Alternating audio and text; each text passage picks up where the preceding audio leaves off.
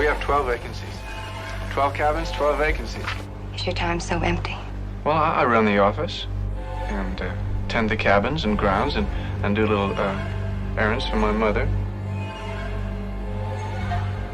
And do you go out with friends? Well, a boy's best friend is his mother. I think that we're all in our private traps, clamped in them, and none of us can ever get out. We scratch and claw, but only at the air, only at each other. And for all of it, we never budge an inch. Sometimes we deliberately step into those traps.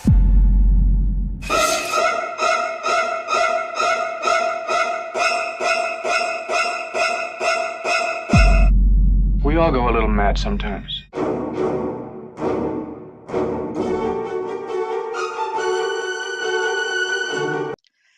Welcome, Silver Phoenix Happy Hour. I am Ken. With me, as always, is Blaze. Blaze, how are you doing tonight? Hi, guys. I'm great. Got little Bloody Mary in honor of Psycho Night here. You know what? I love Hitchcock. It's going to be a fun night. It's going to be super, super fun. Bloody Mary is a perfect drink for that.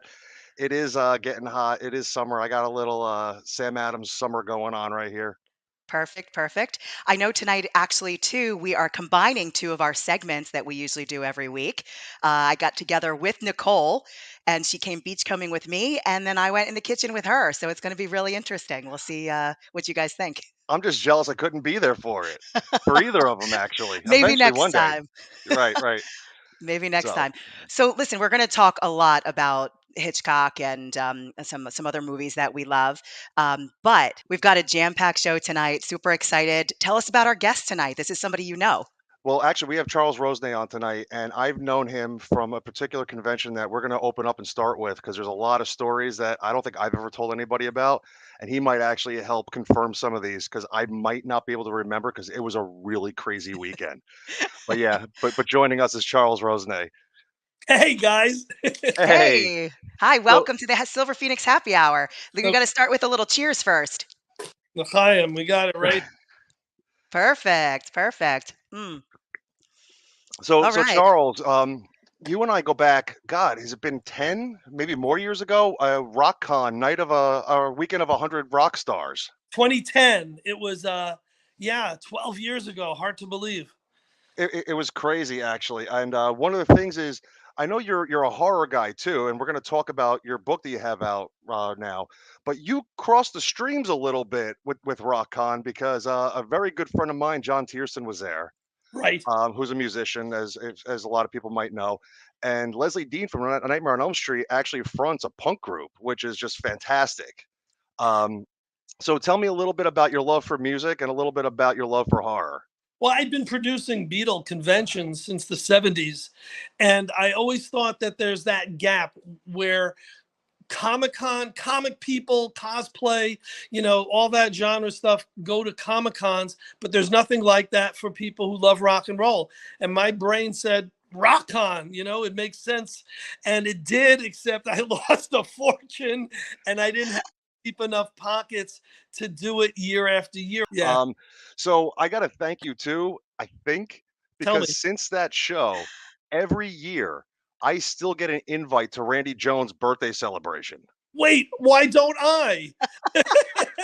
because he was following me around all weekend. He had a little crush on me, I think. It was kind of weird. All right, I gotta tell you, he was a great guest, and he is such a sweetheart of a guy. I would love to do more, events with him because he was so professional and so nice. And we didn't really have a lot of disco type people at the show, and he was just so wonderful to have. Well, I'm going to It's ask. always that 6 degrees of separation. So I saw that, and we'll talk about it in a minute. In your book, you interviewed Jerry Reichel. Now, this is like total 6 degrees of separation. Right. Jerry was in a movie I produced with Keith Collins, who is Randy Jones's nephew. Come on. And so I actually am in your book. I don't even know if you know this, but my movie is in your book. What? The What? Meat Puppet. The Meat That's Puppet. incredible. That's amazing. And Jerry Reichel, of course, if the world does know her for pop culture, it's as being fake Jan. But there it is. You're right. You're Yeah. movie right in my book. Yep. That- I'm telling you, 6 degrees of separation. It's great. All right, so as long as you have the book in your hand, let's Yeah. Yeah. actually jump into the book, the book of top 10 horror list. Where did this come from? How did it evolve? What are we talking about here? All right, so I'm a monster kid as much as I'm a rock and roll kid, right? Growing up, it's the Beatles and it's Universal monster movies for me, and baseball, but we're not talking about that because I haven't done anything in that promotional field. And, I grew up wanting to be a Beatle, but there's no such thing. So the next closest thing is I published a magazine on the Beatles for many years called Good Day Sunshine. I do tours to Liverpool every summer. I bring Beatle fans to London and Liverpool on our Beatles tour. And I produce Beatle festivals, which I've been doing now since the 70s. Well, a friend said, hey, you're doing so great with these Beatle tours. Why don't you do a monster tour? And I think, well, I'd love to go to Transylvania, but I don't know if it's possible. And we did the research, and sure enough, we started doing Dracula tours to Transylvania in the late 90s. So I had the magazine Good Day Sunshine, which helped promote the Beatle tours and all the Beatle activities. I didn't really have a vehicle to promote all the horror stuff. So I used to go to Chiller and a lot of conventions, and I would hand out flyers. But I started doing something called National Horror Happenings, and it was online only, and it was a daily wrap up of horror news, monster movies, reviews, anything I could come up with. And for some reason, we did a top 10 list. And that top 10 list got me more hits, more eyeballs than any other of the articles I'd done. Reviewing Aliens in the Attic is fine, but getting a top 10 list from William Shatner, that's going to get a lot more, clicks. So I had about 70, 80 of these, forgot about them because I stopped doing the National Horror Happenings, and then COVID hit. So Charles Rosenay can't produce conventions, can't book bands, can't do the tours. I'm watching horror movies with my kids. I'm on the treadmill and I'm thinking, what can I do? What can I do? So one of the things I did is I organized a paranormal convention for after COVID, which was very successful. But I remembered these top 10 lists. And I thought, well, Ken, I had 100 rock stars at RockCon. I need 100 celebrities. And if I get 100, I'm going to put out a book. And Blaze, as you know, we put out the top 10 book of top 10 horror lists with 100 celebrities giving me their top 10 favorite things. I just needed like 20 or 25 more, which I got when everyone was home at COVID. Now, if I ask them, it's homework. Now they're on the road, they're touring, they're in films. But for that year or so, it was kind of easy to get top 10 lists from my friends who were in the showbiz. And that's how the book came about. I never anticipated doing a book. It was never in my roundhouse, but I'm so happy with it that we've got the book of top 10 Beatle lists coming out. We've got Bride of the book of top 10 horror lists events, and then a whole lot of other fun things. Was there a movie that was consistent, in your mind, that you can remember that was kind of top 5 all the time? Was there one? Well, that's a great question because what we did is we culled all the celebrities' picks for an ultimate terrible top 10 list. When I say terrible, it's You're right. and so before I reveal that, which is the worst thing to reveal if I want sales, but I will, I want you guys to guess what the top few were. I would have to say Psycho is one of them, or The Exorcist, definitely. I mean, I have behind me the Jaws, so I'm kind. I don't know if you would consider that one part of that, but Jaws, and then I'd have to go old school and maybe say like either the first Dracula. I was a big Creature Double feature girl. I loved Creature Double feature when that was on. So that was like Son of Dracula, Dracula, all that. Christopher Lee was, oh my gosh, I had such a crush. Um, but yeah, I'm kind of old school like that. So I would say probably Dracula and You Jaws. you guys are great. You're amazing. So number one is The Exorcist. Number two was Psycho. Three was The Shining, but four and five were those classic Universal, Frankenstein and Dracula, followed by Jaws. Ah, You Oh, okay. wow. Not bad. Now, if you ask me, number one is The Exorcist. There's no doubt about it. But in my top three, it would Abbott and Costello Meet Frankenstein is one of my all-time favorites, and it's The greatest film ever made. oh my It's got everything. Yeah. guys. There's one that's on my list that didn't make the book. Not one of the 100 frickin' celebrities didn't pick. Oh, hold on, Fa- hold on. Can I guess? yeah. I'm gonna say either Reanimator or Phantasm. Oh my gosh, you're wrong. No, Oh, when you as I said sit here with my tall man glass. when you went with I thought it's Phantom of the Paradise, which Ah, Mm, I don't know if you guys know it, but it's a Paul Williams film which borrows very heavily from Phantom of the Opera, Dorian Gray, Dr. Jekyll and Mr. Hyde, and it's its own weird little. It's a great film that I love, and that's one of the top three that I would have picked had I done a list. But I'm saving that for the next book. absolutely. Charles, I want we to be on the asked next book, actually. yeah. Yeah, we ask every guest that comes on one question specifically to their craft. If you had one quick piece of advice that you could give to aspiring authors, just a quick piece of advice, what would you give? What would it be? If I had to give advice, it would just be, just have an editor, just proof it, and then don't trust that editor. Keep proofing it. If you have the time and you're not on a deadline to get it out for a specific reason, just make sure that you have the book that you always want, because it may be the only book you put out, and you Right. really want to be very proud of it. Yeah, Charles, real 100%. real quick, we are going to wrap up. But how do we find out more about the book? How do we get the book? Right. So it's the book of top 10 horror lists. You take off the word the, and it's www book of top 10, the number 10 horror lists. We're also doing a great big paranormal convention, which is coming to Connecticut July 16th and 17th. And it's called Paracon with two N's because it's Connecticut. So the website is www.paracon.org. For the Beatle fans who want to follow us and come on the Beatles tour, giving you a lot here. You asked for it. It's www.liverpooltours.com. The scarier ones is the trip to Transylvania, and it's www.dractours.com. And I got about 18 more, but we'll keep it at those. Hey, listen, we are Fantastic. we are going to let you go. I just want to thank you for a couple of things, real quick, real quick. One, again, for that original RockCon show. I'm really upset that it didn't take on, and I wish one day we could do something like that again because it was fantastic. And not only did it again leave me with Randy Jones getting a birthday invite every year, Uh-huh.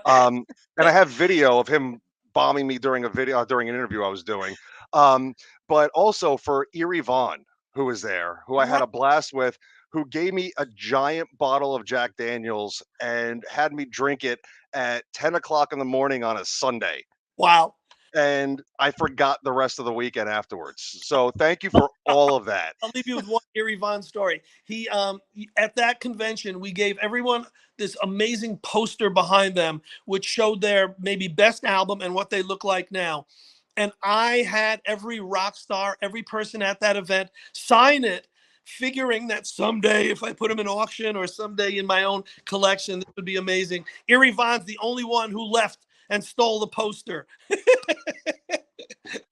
That's awesome. Oh my gosh, you have been such a treat. Thank you so much for sharing everything with us and your love of music, books, kind of a little mixture of everything, horror. We look forward, maybe we'll have you on in the future too, to if we do like a Beatles show. I That would would be love great. that. Blaze and Ken, thank you so much. You're Thank welcome. you. You have a Rock. great night. Take care. All right. That Charles Rosenay, I mean, great book. I mean, I'm definitely getting it. So I mean, me too. And I'm gonna cheers because that was really great. He had so much information and I- and hey, I didn't know I was in the book. That's 6 degrees of separation until no, before no, no, no, this show. no. No, you had too many people involved with that. You are literally 0.5 degrees of separation is how that works. Yeah, I I mean, know. I mean, your picture's in the book. Like the poster of your film is in the book. Yeah, I love it. That's amazing. So, But well, listen, we're gonna now segue, I think, to I don't know. Do we call it in the kitchen? Beachcombing with Blaze? What Beach which? combing in the kitchen. There we go. Beachcombing in the kitchen. So here we go. Let's roll that clip. Nicole, hi. Hi, so good to see you. So good to see you. Are you excited about this or what? I am literally beachcombing with Blaze, so I could not be more excited, and we could not have a better day here in Long Beach. It is a fantastic day. And where are we? This is Lindell. We're at Lindell and the beach. Yeah, Lindell on the beach. So let me give you a little 360 view, guys, real quick, and then I'm going to turn the camera around so we can actually beachcomb properly. All right, so our first stop is going to be these rocks because I'm looking for something specific that maybe Nicole might be able to use. And obviously one of the things we want to be careful for is the rocks are very slippery. So, you don't want to be standing on top of the rocks, but you can definitely kind of look around them. Lifeguards may whistle you anyway. Not seeing what I want on this side, but let's take a look. You do? What do you see, Nicole? I think I see some little baby mussels. Oh, fantastic. There they are, guys. Boom. I'm going to come in a little bit closer just so you can see them. Now, Nicole, do you make mussels at all? Do you like to cook them up? I do. I love mussels because they're so simple to prepare. You can really just like steam them with maybe a little bit of white wine, shallots, garlic, and you have a beautiful dish that you could just serve really easily with a little, I don't know, some bread, a side salad. Do it up that way. Right. Love our shellfish. Absolutely. So I think, with these guys, these are baby ones. So we're going to not touch them or, let's leave those guys be. Yeah, we'll let the birds and other marine life have those. So we're just navigating our way through. Ooh, All right, you're spotting what I'm I spotting. see something I like. So this beach is just a bounty of sea lettuce today. And something really cool about all different seaweeds, right, is that they're one of the few plant-based sources of vitamin B12. So for our vegan friends, we know that B12 is mostly in animal sources, so oftentimes you'll need a supplement. So this might not meet all your needs, but seaweed is also a great source of iodine, iron, potassium, some other vitamins like A and C. And if you've shopped for seaweed before, it can be really expensive per ounce. So I'll take something like this and take it home and go through pretty much like a 3-step process to make sure it's really clean before turning it into a simple salad. So you can collect a bunch of this, submerge it all the way in water and watch all of the sand and other sediment sink to the bottom. Put it in a colander, rinse again, and repeat that process until your water is really clear and clean. You can cook it. Blaze, there's another type I see here. Yes. And I don't know the exact name of all of these, but this one definitely has more of that spaghetti kind of vibe to this. I love this as kind of like a bed for something like salmon. And you can just season this to your liking. Like maybe you want to do a little bit of soy sauce or Bragg's amino acids. Maybe you want to do sesame oil and a little rice wine vinegar. So any of those kind of like lighter ways of dressing, these don't really need much and they're so delicious. So what about drying them? Good. Absolutely. So if you have a dehydrator, you can really replicate your own, like you see these dried seaweed packets, right? So you could really replicate that vibe and end up with some really nice crunchy chips. And I think this one would be just perfect because look at all of those beautiful lacy holes. Yeah. That's going to be beautiful. Yeah. Love it. I've actually never had the sea lettuce like directly from the beach and cleaned it myself. Have you? Yeah. Yeah? Oh yeah, I will take any of these. And my daughter's a very adventurous eater.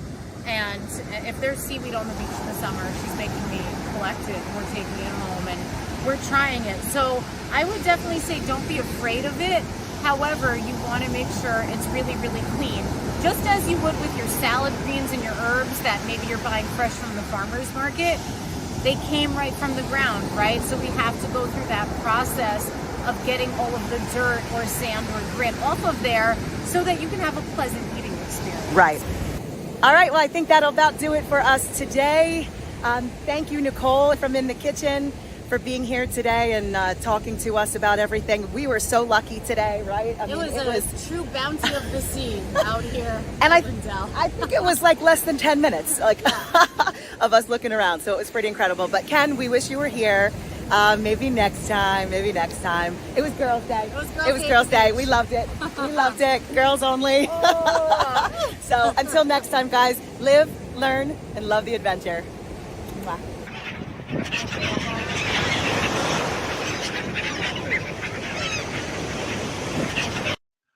All right. So let me tell you something. I learned a lot out of this thing, and I'm super jealous because you guys obviously had some sort of weird girls' day out, and I wasn't invited to any of it. Listen, I mean, it's funny because it was so sunny on the beach when we filmed, and all of a sudden, as soon as the clip played, look, now I am immersed in sunshine here. So instead of stopping and re-recording everything, I figure we'll just go with it. But it was a great day with Nicole. Would you try any of the stuff that she talked about? So would you go foraging for mussels and make something, or would you pick up some seaweed on the beach? Like, what's your take? I'm a huge shellfish guy, and I love mussels. I cook with mussels very often. So, like, again, this was all very enlightening. I would do all of this, actually. But anyway, yeah. So I think the only thing to end with for that particular episode, um, grabbing the seaweed, obviously you want it to be the freshest seaweed. You don't want to get it further down on the beach. You want to get it when it's coming in and not when it's a green tide, which would be when there's so much of it, because that's usually because of pollution. And kind of know your bodies of water that you're kind of fishing in or pulling things out of, because if you don't see coquino clams or other indicator species that say the water's clean, I wouldn't even take any seaweed and clean it. So Listen, I'm actually a freshwater fisherman. yeah. I love going fishing in Jersey, and there are plenty of places that I've pulled stuff out of that I would never bother to eat or touch afterwards. I understand. I understand. Trust You me. you Well, definitely have to know your bodies of water in New Jersey. you do. New Jersey, New York, the tri-state area. Yes, 100%, 100%. But listen, the main crux of this show was uh, about Alfred Hitchcock. So let's start off with favorite movies of his first. First, just off the bat. So just top two. Top two. It's tough because my go-to answer for Hitchcock is any film he did with Cary Grant. Ah, yes, So, I yes, mean, you have Notorious, Suspicion, North by Northwest, To Catch a Thief, some of the greatest films ever. yeah. I mean, if I lump those into one, I think there's so many good ones. Um, I think I'd have to say Marnie with Sean Connery and Tippi Hedren. Okay. You know what? I really love the fact that Alfred Hitchcock kind of does what some of our directors today do. He worked with Cary Grant all the time, right? He was Jimmy Stewart was another one, Grace and Kelly, Grace Kelly and Tippi Hedren. Tippi So Hedren. they were in multiple movies with him, and I love that he had that um, you know consistency, I guess, and just a love for those actors to continue working with them, made their careers for sure. Yeah. Um, but I think for me, I'm gonna go with The Birds because I remember seeing that one, and especially that one scene where all the birds are on the outside the house, and he has to walk through them to get to the car. Um, to me, that was crazy scary, It, so it's interesting though because I always equate The Birds to contemporary, especially most likely 80s slasher movies. right. I always thought the scariest thing about a lot of those movies was you don't know why the killer does what he does. You don't know why Yes. Jason is a killer. You don't know why Michael Myers does what he does. Right. And when you look at The Birds, there's no explanation of why the birds are doing it. Right. You Yeah. know, and that's what's the most creepy. There's no understanding, there's no story, it's just happening and you're there. Right. Yeah, absolutely. But that's definitely one. I think the other, it's tough because I would say Notorious. I really liked a lot. I'm gonna go to Catch a Thief though, just because Cary Grant and Grace Kelly. I was a big Grace Kelly fan growing up. So, but yeah. So I think that those are my two. One of the most ambitious ones too, in my eyes, was did you ever see Rope? No, I haven't seen Rope actually. No. Rope is incredible because essentially, I don't. It's rough to explain. It's just a simple like mystery story, but it's told in all one continuous shot. The camera never breaks. Right. And the hardest part was eventually when you're shooting back then, the reel's going to run out. Right. Your film's going to run out. And how they capture those breaks are brilliant. They're almost seamless. Right. And it was such a great testament to how great of a director he was and like knowing when to handle all this stuff. It's a really great film school movie to watch just to Right. see like the mechanics of it. Right. Well, look at somebody like an M. Night Shyamalan. I think a lot of directors take their their beginnings basically or what they watched growing up of them. Brian De Palma was like the contemporary Hitchcock of his day. I mean, look at a Right. lot of his movies, even like Carrie, 8 millimeter, a lot of these films that he did, Yeah. very Hitchcock-esque. Right. I also am shocked actually. And I know he got an honorary one, but he never won an Oscar. Never. Yeah. And that like saddens me really bad because his work is just brilliant throughout. Rebecca, that's another one that's very high up there. So Yeah. that was Laurence Olivier and Joan Fontaine. Now, Laurence Olivier, I had a huge crush when I first saw him in Wuthering Heights, and then I know he did Dracula. He was Van Helsing in Dracula because we talked with that, with Charles about that about Dracula. So I'm not sure if it was that particular movie that made his Was it book. I think that was the Langella one, wasn't it? I think so. And so good. He's incredible. What Yeah. an incredible actor. But the fact that he never won just, but you Yeah, know. I mean, yeah, when you look at it, like the incredible body of work and how it's been celebrated over all these years and all this time, and yeah, I, it always stinks that some of the great artists too, especially when academies are involved or concerned. It's like sometimes it tends to be the posthumous thing, Right. you know. And that's a But shame, especially somebody it's not just like he was a one-hit wonder. He was in the business for a really long time, and, another thing about him I really like that I was reading the other day, his wife was his partner, like, he ran mhm. everything past her. They were, partners together. I think that that's so cool, and I actually, as somebody in the business, that is what I'd love. I'd love for somebody who I end up marrying or dating to really, like, want to do what I do and or at least like part-time and do something creative with me. I think that would be super cool. Yeah, well, you bring it up. I wasn't aware of the relationship that he had with his wife until I saw the biopics that came out like 10 years ago or so. Hitchcock with Anthony Hopkins playing him, Right. and the girl where Toby Jones played him. And both films were incredible. Right. I ate both of them up. Absolutely. Um so what else about Hitchcock? I actually thought it was interesting. Do you know he had two big phobias? One was he had a fear of falling. Um and the other was eggs. He had a phobia for eggs. Like it was I've never heard that before. I don't even know what that's called. I have actually, and it came up recently. The Undertaker in the WWE Okay. recently retired, and when he retired, he started to finally drop the persona because Okay. he lived the gimmick like for 30 something years, right? Yeah. And when you're talking to people or when you're watching these interviews with him and he's talking about his life finally, so we got a little bit of insight into who he was. Him and his friends were talking about the Undertaker has a phobia of eggs for some reason. No. I Get yeah, out of here. I thought it was the weirdest thing. Like I'd never heard of that. No, me neither. All right. So last thoughts on Hitchcock. Uh, Technical genius. I mean, that explains why he's so beloved, so adored, and why so many filmmakers over the years have tried to emulate him. Yeah, You know, absolutely. I was thinking too, like the his work with shadows and color and just the scripts too, the way that he took everything and really brought it in a way that wasn't in your face. It didn't have to be blood and guts and gore. I was just watching The Boys earlier, and it is a lot of guts and blood. And That's a surprise, have you whole seen it? that is Whole a nother whole thing. nother conversation A whole because nother one. I had to turn the first episode off because I watched the first thing in the morning when I woke up with a cup of coffee. I'm like, I'm done.